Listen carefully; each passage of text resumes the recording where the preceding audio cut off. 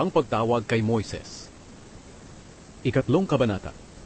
Isang araw, binabantayan ni Moises ang mga hayop ng biyenan niyang si Jethro na pari ng Midian. Dinala ni Moises ang mga hayop malapit sa ilang, at nakarating siya sa Horeb, ang bundok ng Diyos. Nagpakita sa kanya roon ang anghel ng Panginoon sa anyo ng naglalagablab na apoy sa isang mababang punong kahoy. Nakita ni Moises na naglalagablab ang punong kahoy, pero hindi naman nasusunog. Sinabi niya, "Nakapagtataka, bakit kaya hindi iyon nasusunog? Malapitan nga, at nang makita ko." Nang makita ng Panginoon, napapalapit si Moises para tumingin. Tinawag siya ng Diyos mula sa gitna ng mababang punong kahoy. "Moises, Moises." Sumagot si Moises, "Narito po ako."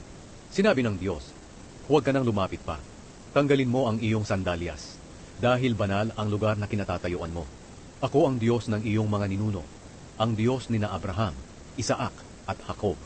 Nang marinig ito ni Moises, tinakpan niya ang kanyang mukha, dahil natatakot siyang tumingin sa Diyos. Pagkatapos, sinabi ng Panginoon, "Nakita ko ang paghihirap ng aking mga mamamayan sa Ehipto. Narinig ko ang paghingi nila ng tulong dahil sa sobrang pagmamalupit ng mga namamahala sa kanila, at naaawa ako sa kanila dahil sa kanilang mga paghihirap. Kaya bumaba ako para iligtas sila sa kamay ng mga Ehipsyo, at para dalhin sila sa mayaman, malawak at masaganang lupain na tinitirhan ngayon ng mga Kananeo, Heteo, Amoreo, Perezeo, Hiveo at mga Jebuseo. Narinig ko ang paghingi ng tulong ng mga Israelita, at nakita ko kung paano sila inalipin ng mga Ehipsyo. Kaya ipapadala kita sa Paraon para palayain ang mga mamamayan kong Israelita sa Ehipto." Pero sinabi ni Moises sa Diyos, "Sino po ba ako para pumunta sa Paraon at ilabas ang mga Israelita sa Ehipto?" Sinabi ng Diyos, "Sasamahan kita, at ito ang tanda na ako ang nagpadala sa iyo. Kapag nailabas mo na ang mga Israelita sa Ehipto, sasambahin ninyo ako sa bundok na ito." Sinabi ni Moises sa Diyos, "Kung sakali pong pumunta ako ngayon sa mga Israelita at sabihin ko sa kanila na ang Diyos ng kanilang mga ninuno ang nagpadala sa akin para iligtas sila, at magtanong sila sa akin, ano ang pangalan niya? Ano po ang isasagot ko sa kanila?" Sumagot ang Diyos kay Moises, "Ako nga ang Diyos na ganoon pa rin."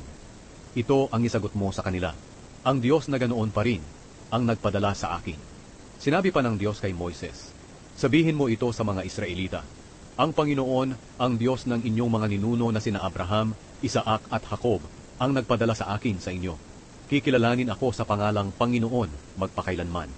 At sinabi pa ng Panginoon kay Moises, "Lumakad ka at tipunin ang mga tagapamahala ng Israel, at sabihin mo sa kanila, ang Panginoon, ang Diyos ng inyong mga ninuno na sina Abraham, Isaac at Jacob, ay nagpakita sa akin, at nagsabi na, binabantayan ko kayo, at nakita ko ang ginagawa ng mga Ehipsyo sa inyo. Nangako ako na palalabasin ko kayo sa Ehipto kung saan naghihirap kayo, at dadalhin sa maganda at masaganang lupain, ang lupain ng mga Kananeo, Heteo, Amoreo, Perezeo, Hiveo at mga Jebuseo. Pakikinggan ka ng mga tagapamahala ng Israel. At pagkatapos pumunta kayo ng mga tagapamahala ng Israel sa hari ng Ehipto, at sabihin sa kanya, nagpakita sa amin ang Panginoon, ang Diyos ng mga Hebreo. Kaya kung maaari payagan nyo kaming umalis ng 3 araw, papunta sa disyerto, para maghandog sa Panginoon naming Diyos. Pero alam kong hindi kayo papayagan ng hari ng Ehipto, maliban na lang kung mapipilitan siya. Kaya parurusahan ko ang mga Ehipsyo sa pamamagitan ng mga himalang gagawin ko sa kanila. At pagkatapos noon, papayagan na niya kayong umalis. Magiging mabuti sa inyo ang mga Ehipsyo, at pababaunan pa nila kayo sa pag-alis ninyo. Ang mga Israelitang babae ay manghihingi ng mga alahas na pilak at ginto at mga damit sa mga kapitbahay nila na Ehipsyo at sa mga babaeng bisita nito. At ipapasuot ninyo ang mga bagay na ito sa inyong mga anak. Sa pamamagitan nito, masasamsam ninyo ang mga ari-arian ng mga Ehipsyo.